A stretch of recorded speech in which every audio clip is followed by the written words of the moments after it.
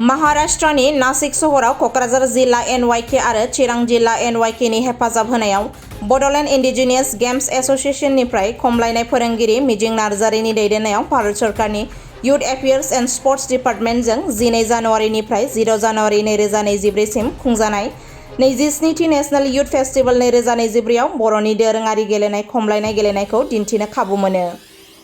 बे खमलायनाय गेलेनायखौ दिन्थिनो थाखाय चिरां जिल्ला, क'क्राझार जिल्ला, बाक्सा जिल्ला आरो उदालगुरि जिल्ला मोनब्रै जिल्लानिफ्राय गासै 16 हौवासा हिन्जावसा गेलेगिरिफोरा बाहागो लायो।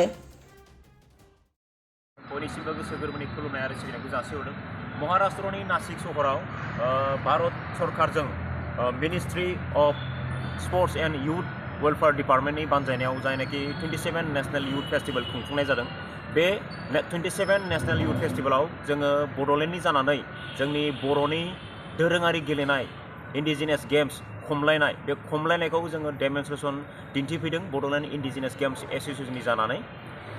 जोंखौ बिसिम फैनायाव क'क्राझार जिल्ला NYK आरो चिरां जिल्ला NYK नेहरू युवा केन्द्र बे मोननै जिल्लानि दैदेनगिरि बिथांमोना गोबां हेफाजाब होदों। थ' बिनि थाखाय आङो गिबियावनो बड'लेण्ड इन्डिजिनियास गेम्स एस'सिएशननि जानानै बिथांमोननिसिम रोजा रोजा साबायखर होयो। जों गासै 16 जन गेलेगिरि बेवहाय बाहागो लाफैदों। बेवहायनो दङ जोंहा गासै 9 जन हौवासा आरो 7 जन हिन्जावसा गेलेगिरिफोर।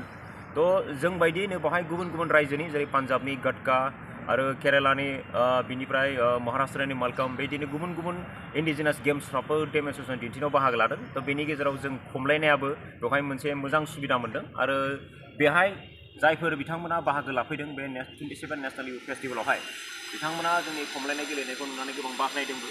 थ' आसा खालामो जोंनि खमलायनाय गेलेनाया बेबायदिनो दावखोलांबाय थानो हागोन होननानै। जोङो दा नासिक होननाय जायगायाव दंफैयो। 27 नेशनेल युथ फेस्टिवल बेहाय जोङो गथ'फोरखौ खमलायगिरि हिसाबै लानानै फैदों। दा जोङो बेहाय मोजाङै गथ'फोरखौ खेला गेलेनो हादों। लोगोसे माखासे नायगिरि बिथांमोनाबो जोबोद मोजां मोनदों। दा जोङो मोजाङै गेलेलांनो हादों आरो। खुलुमबाय। जों दिनै महाराष्ट्रनि नासिक सहराव 27थि नेशनेल युथ फेस्टिवलाव जोंनि बर'नि खमलायनाय गेलेनायखौ दिन्थिफैदों। जों क'क्राझार, बाक्सा, चिरां, उदालगुरि मोनब्रै जिल्लानिफ्राय फैदों। जों साबायखर होयोदि बिगानि दैदेनगिरि बिथां सारमोनखौ आरो जोंखौ बिसिम लाबोनायनि थाखाय। गोजोन्थों।